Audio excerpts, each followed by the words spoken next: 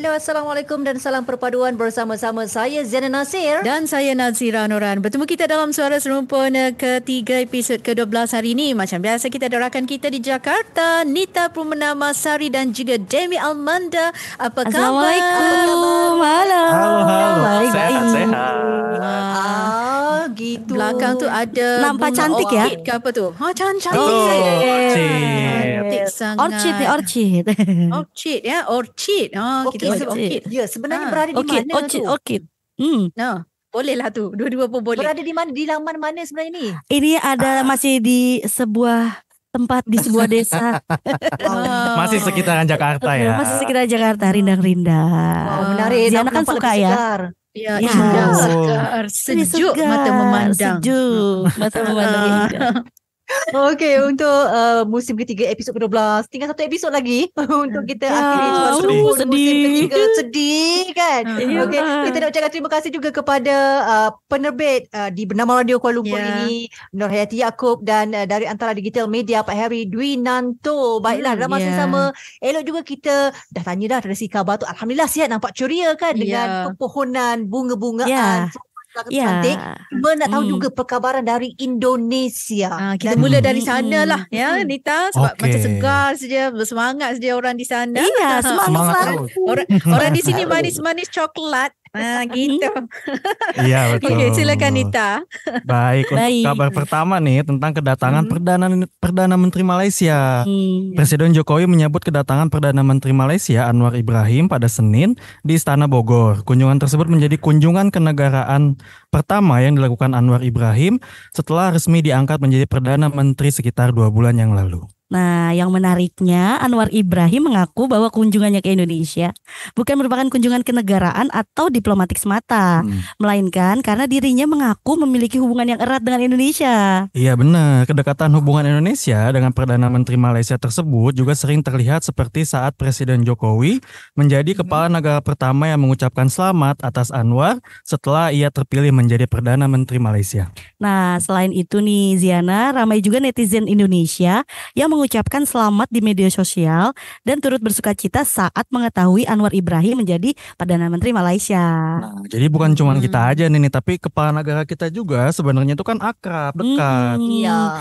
Nah, betul kan? Jadi kita stop Ya. permusuhan di antara kita ya. Betul. Kita harus masih serumpun. Betul. Yang tidak perlu betul. tidak perlu bermusuh, tak ada Iya, gunanya. tidak perlu Jangan. bermusuh. Jangan. Heeh. Kemudian juga dalam kunjungan ke Indonesia, Anwar Ibrahim dan Jokowi menyaksikan penyerahan 11 letter of interest dari perusahaan Malaysia untuk berpartisipasi dalam pengembangan IKN Nusantara. Selain itu, total 8 nota kesepahaman atau MOU antara sektor swasta Malaysia dan Indonesia yang diperkirakan bernilai 1,16 miliar ringgit Malaysia atau sekitar 4,11 triliun ditandatangani di sela kunjungan tersebut. Nah, Ya. karena terkesan penyambutan yang dilakukan di Indonesia di akhir kegiatan tersebut, Betul. Perdana Menteri Malaysia pun berharap agar Presiden Jokowi segera balik berkunjung nih ke Iya. negeri jiran. Kita ikut aja kali biar ketemu Ziana dan Rombongan Nazira presiden nih. ya, Iya. biar ketemu Ayo, langsung. ayo, Kemari. Kami Kita suka. ingin bertemu langsung tatap muka. Ya, jadi kunjungan Perdana Menteri Malaysia ke sana adalah Iya. yang pertama sebenarnya Betul. sejak bergelar Perdana Menteri ke-10. Betul. Itu yang paling Ya. penting, sejarah yang telah tercipta sebenarnya sudah lama hubungan erat ini. Betul. Lebih erat Ya. lagi untuk pertemuan kali ini. Betul, kita Mudah-mudahan eratkan menjadi lebih erat. lagi, khususnya dari segi hubungan dua hal, Ya. dari segi sektor ekonomi juga. Sebab Ya. kalau kita lihat sedikit pada Januari hingga November tahun lepas, Indonesia ini menjadi rakan dagang ke-6 terbesar dan kedua terbesar Betul. dalam kalangan negara ASEAN dengan peningkatan jumlah dagangan sebanyak 41.7%, iaitu 120.26 bilion ringgit berbanding 2021. Lepas ni lebih banyak lagi yang boleh kita Betul. lakukan bersama-sama. Ya, kita perlu bersama dan saling memerlukan sebenarnya. Ya. Dan Betul. masing-masing kita nak memulihkan ekonomi. Betul. Dan yang paling penting hubungan erat itu sedikit sebanyak dapat meluahkan apa yang perlu, apa yang mungkin kita dapat tambah baik dan sebagainya. Betul tak? Betul. Okey. Setuju. Setuju aja kamu. Setuju Okey. aja kamu. Baik, kita nak kongsi juga berita dari Kuala Lumpur. Okey, ini berita gembira lah ya kepada mereka yang berada di Malaysia lagi-lagi nak menunaikan haji, sebab Malaysia telah menerima kota penuh ya bagi musim haji tahun ini, iaitu sebanyak 31,600 orang, dan pengumuman itu telah pun dibuat oleh Menteri di Jabatan Perdana Menteri Hal Ehwal Agama, Datuk Dr. Muhammad Naim Mokhtar, dan beliau berkata perkara ini dimaklumkan oleh Menteri Haji dan Umrah Arab Saudi Dr. Taufik Fauzan Al-Rabia kepada beliau ya sewaktu mesyuarat khas pada Isnin pada 9 Januari baru-baru ini bagi membincangkan aspek persiapan musim haji tahun 1444 Hijri, iaitu 2023 masih sempena persidangan perkhidmatan haji dan umrah 2023 di Arab Saudi. Tak lama lagi dapatlah bergelar hajjah dan juga haji. Betul. Dan kerajaan Malaysia sendiri menzahirkan rasa yang amat bersyukur dan mengucapkan jutaan terima kasih kepada kerajaan Arab Saudi atas kota penuh ini. Dan menurut Datuk Dr. Muhammad Naim lagi, dalam mesyuarat tersebut Dr. Taufik Fauzani telah memuji Malaysia, khususnya pihak Lembaga Tabung Haji TH, atas pengendalian haji yang terbaik, sistematik dan tahap layanan jemaah haji yang patut dicontohi. Sehubungan itu, beliau memohon semua umat Islam supaya bersama-sama berdoa kepada Allah Subhanahu Wa Taala agar mempermudahkan perjalanan haji tahun ini serta mendoakan semoga pihak TH dapat menguruskan jemaah haji Malaysia dengan baik dan lancar. Ya, betul tu. Dan sebenarnya Kota Haji Malaysia serta negara lain ya dalam Pertubuhan Kerjasama Islam atau OIC adalah pada kadar 0.1% ya daripada jumlah penduduk negara. Bagaimanapun kota jemaah pada tahun lepas dikurangkan sebab pandemik COVID-19. Apapun kita doakan yang terbaik sebab ramai sebenarnya nak tunggu panggilan haji ni. Kalau yang dapat namanya naik, alhamdulillah, syukur. Kan dapatlah kita menunaikan ibadah haji. Okey, itu dia berita dari Kuala Lumpur. Seterusnya, apa yang kita nak kongsi dalam segmen Belum lagi. Kita nak lebih lagi. Sabar. Berita dari Jakarta. Okey, Ya. apa yang menarik? Ada sesuatu yang baru yang menarik? Ya, betul. Nah, berita selanjutnya, pemerintah Provinsi Pemprov DKI Jakarta berencana menerapkan kebijakan Electronic Road Pricing atau IRP atau jalan berbayar elektronik pada tahun ini. Nah, wacana ini memang sebelumnya sudah pernah dikeluarkan pada tahun 2021 lalu. Namun sekarang hal tersebut sudah tertera dalam draft rancangan peraturan daerah pengendalian lalu lintas secara elektronik. Nah, merujuk dari draft tersebut disebutkan nantinya ERP bakal dilaksanakan di ruas-ruas jalan atau kawasan yang memenuhi kriteria. Setidaknya ada 4 kriteria untuk sebuah kawasan atau ruas jalan yang bisa menerapkan sistem ini. Dan dalam Prapeda tersebut juga tercantum daftar 25 ruas jalan yang bakal diterapkan ERP tersebut dengan tarif berkisar antara Rp5.000 hingga Rp9.900 untuk sekali melintas. Nah, sejumlah ruas yang tercantum nih sesuai dengan kriteria seperti yang pertama, memiliki tingkat kepadatan atau perbandingan volume lalu lintas kendaraan bermotor dengan kapasitas jalan pada salah satu jalur jalan sama dengan lebih atau besar 0,7 pada jam sibuk. Nah, yang kedua, memiliki 2 jalur jalan dan setiap jalur memiliki paling sedikit 2 lajur. Terus yang ketiga, hanya dapat dilalui kendaraan bermotor dengan kecepatan rata-rata kurang dari 30 km per jam pada jam puncak. Yang keempat, tersedia jaringan dan pelayanan angkutan umum dalam trayek yang sesuai dengan standar pelayanan minimal dan ketentuan peraturan perundang-undangan. Ya, namun sebenarnya kendati demikian belum diketahui pasti kapan kebijakan ini bakal diterapkan.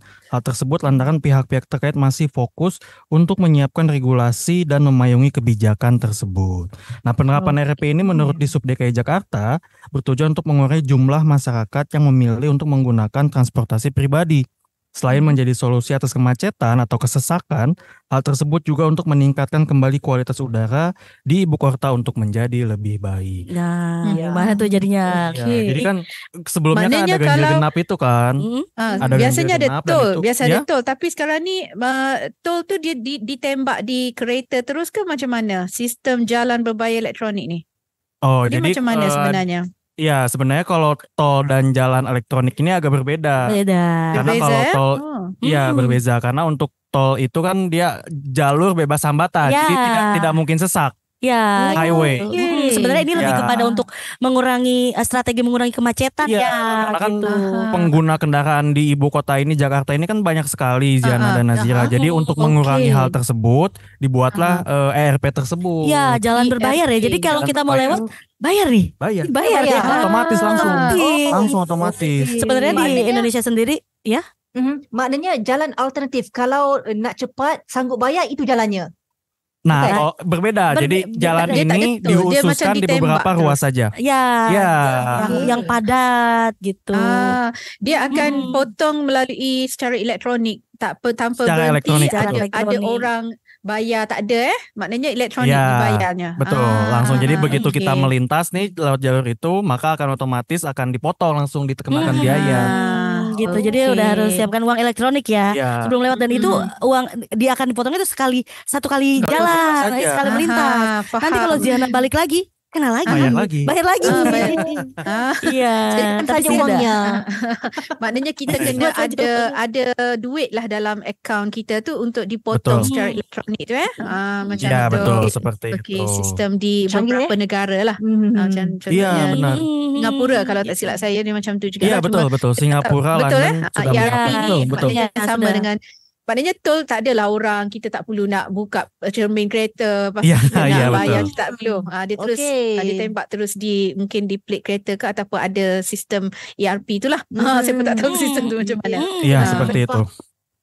Okey, menarik. Okey, lagi kita nak bawakan perkembangan kalau dari Kuala Lumpur. Ini kita nak melihat juga kepada kepentingan media itu sendiri untuk memainkan peranan bantu redakan konflik Indonesia Malaysia. Sebab kita lihat media ini perlu memainkan peranan yang sangat penting dalam nak meredakan sebarang konflik yang mungkin tercetus antara Malaysia dan Indonesia, sekaligus memastikan hubungan kedua-dua negara terus kekal erat. Dan menurut Presiden Ikatan Setiakawan Wartawan Malaysia Indonesia, ISWAMI, Datuk Mohtar Hussein memaklumkan bahawa sekiranya media kedua-dua negara mampu bekerjasama dengan memberikan penjelasan sebaik-baiknya, sebarang isu yang timbul tak ada masalah, boleh diatasi dengan baik. Ya, kalau kita imbau sejarah ISWAMI ni masa tu Datuk Mokhtar memberitahu persatuan itu pada awalnya ditubuhkan adalah untuk ketika hubungan kedua-dua negara berdepan sedikit ketegangan dan antaranya melibatkan isu sempadan, tenaga kerja Indonesia dan bermula 2004 ketika itu banyak isu sempadan tenaga kerja Indonesia diperlakukan seperti kes dera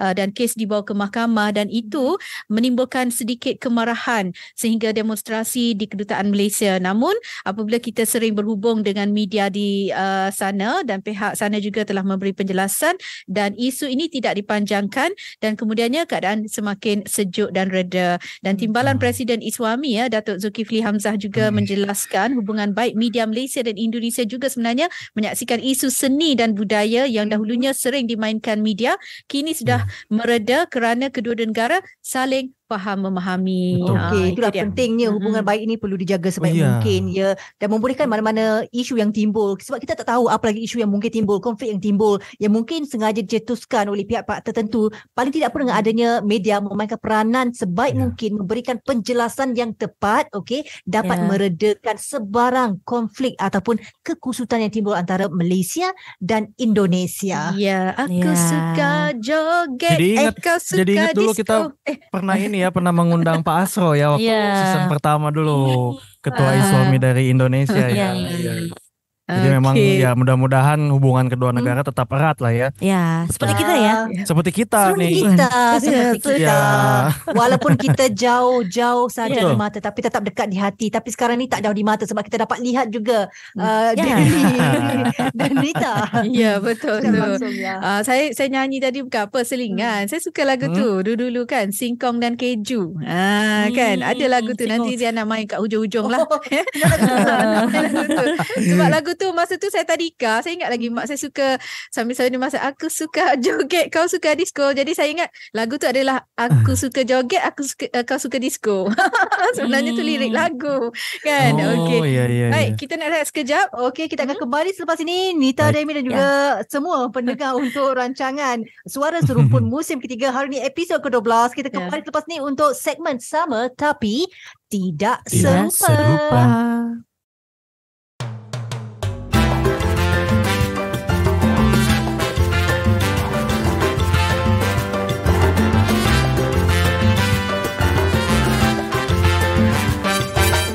Okey, kembali kita segmen sama tapi tidak serupa. Kita nak cakap pasal makanan. Saya percaya ramai di antara kita ni suka makan, kan? Betul tak? Lagi-lagi dah masuk tengah hari. Lapar. Sudah berkeroncong. Sudah lapar. Berdendang. Sudah lapar. Demi sudah lapar. Saya nak tanya Ziana dulu. Ziana suka nasi kandak?